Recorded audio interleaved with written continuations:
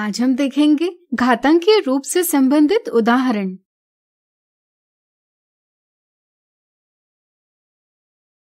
रिया, अमित और निशा 256 को घातांकीय रूप यानी एक्सपोनेंशियल फॉर्म में व्यक्त कर रहे थे। रिया ने इसे 16 की घात 2 से, अमित ने 4 की घात 4 से और निशा ने 2 की घात 8 से व्यक्त किया। तो तीनों में 256 का सही घातांकीय रूप किसने प्राप्त किया? यहाँ हमें 256 को घातांकीय रूप में व्यक्त करना है। क्या आप बता सकते हैं इसे हम घातांकीय रूप में कैसे व्यक्त करेंगे?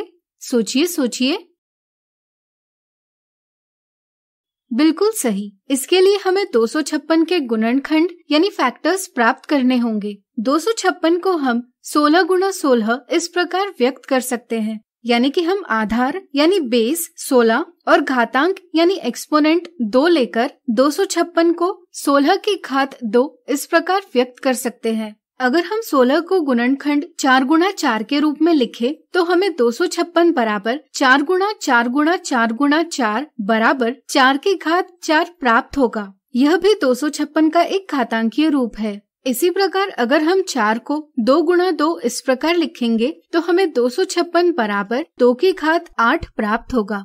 यह भी 256 का एक घातांकीय रूप है, यानी कि हम 256 को घातांकीय रूप में 16 की घात 2, 4 की घात 4 या 2 की घात 8 इनमें से किसी भी प्रकार व्यक्त कर सकते हैं।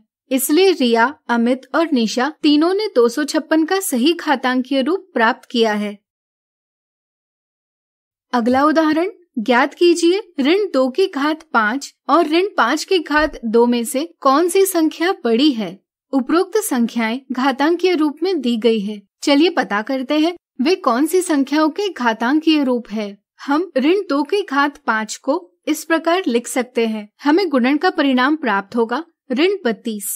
इसी को एक और विधि से भी हल कर सकते हैं। यहाँ हम देखते हैं कि आधार ऋणात्मक संख्या यानी निगेटिव नंबर है और घातांक विषम संख्या यानी ऑड नंबर। तो बताइए ऐसी स्थिति में परिणाम धनात्मक यानी पॉजिटिव होगा या ऋणात्मक? सोचिए। बिल्कुल सही, परिणाम ऋणात्मक होगा। परिणाम प्राप्त करने के लिए हम 2 को 5 बार गुणा करेंगे। ऐसा करने पर हमें ऋण 2 की घात 5 बराबर ऋण 32 प्राप्त होगा। इसी तरह से हम ऋण 5 की घात 2 बराबर ऋण 5 गुणा ऋण 5 बराबर 25 लिख सकते हैं।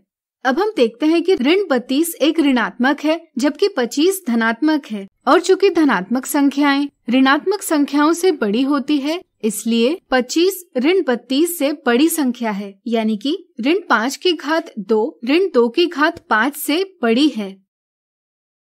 अगला उदाहरण, a की घात 3 गुणा a की घात 4 गुणा a की घात 5 को घातांकीय रूप में लिखिए। हम a की घात 3 बराबर a गुणा a लिख सकते हैं। इसी प्रकार हम a की घात 4 को इस प्रकार लिख सकते हैं और a की घात 5 को a का स्वयं से 5 बार गुणन के रूप में लिख सकते हैं। a की घात 3 गुणा a की घात 4 गुणा a की घात 5 बराबर इस प्रकार है।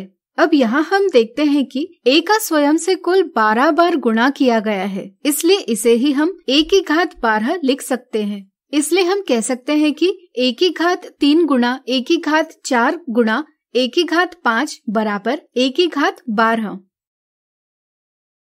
आज हमने देखे घातांकीय रूप से संबंधित उदाहरण। अगले वीडियो में हम देखेंगे इससे जुड़ी कुछ मिथ्या धारणाएं और साधारण गलतियां।